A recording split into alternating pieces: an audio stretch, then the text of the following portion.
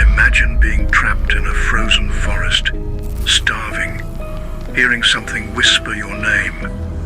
You're not alone. Some say that's when the Wendigo finds you. For centuries, people told stories about the Wendigo, a monstrous spirit born from hunger and greed. Some believed it wasn't just a story. They feared the Wendigo could possess real people and turn them into something inhuman. In 1878, deep in the Canadian wilderness, a man named Swift Runner was arrested, not for theft, not for fighting, but for killing and eating his entire family. He didn't blame the harsh winter or madness. He blamed the Wendigo. At his trial, witnesses said he was sane right up until that terrible winter. Doctors coined a terrifying new term, Wendigo Psychosis. It describes a mental state where a person, driven by isolation, cold, and starvation, begins to crave human flesh and believe they've turned into a monster. Fear and hunger twist the mind until myth becomes reality. Even with a diagnosis, the court found him guilty. He was hanged outside Fort Saskatchewan in 1879. Swift Runner's story spread like wildfire. And suddenly, the Wendigo wasn't just a legend anymore. It was real. Was it madness? Or something darker waiting inside us? Sometimes the scariest monsters are the ones already within.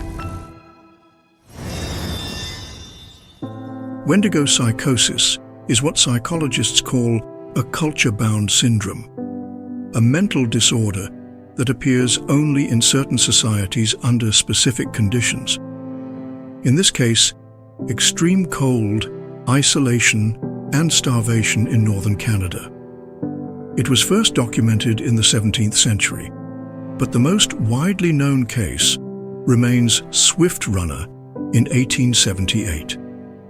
Though rare, similar symptoms have been described in other cultures, from Arctic shamans to Viking berserkers to desert wanderers who claimed they were hunted by spirits. Modern psychology sees Wendigo psychosis as a complex mix of trauma, belief, and survival instinct.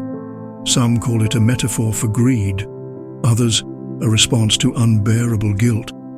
And some indigenous scholars see it as a spiritual imbalance when a person breaks from their community and loses respect for all life. There is no clear diagnosis, no simple cure, just a lingering question.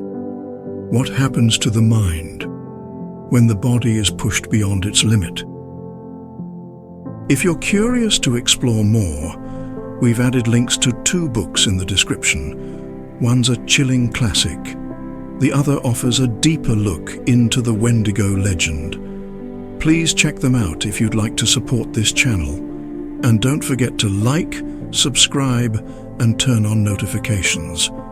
We've got more chilling legends and the real history behind them.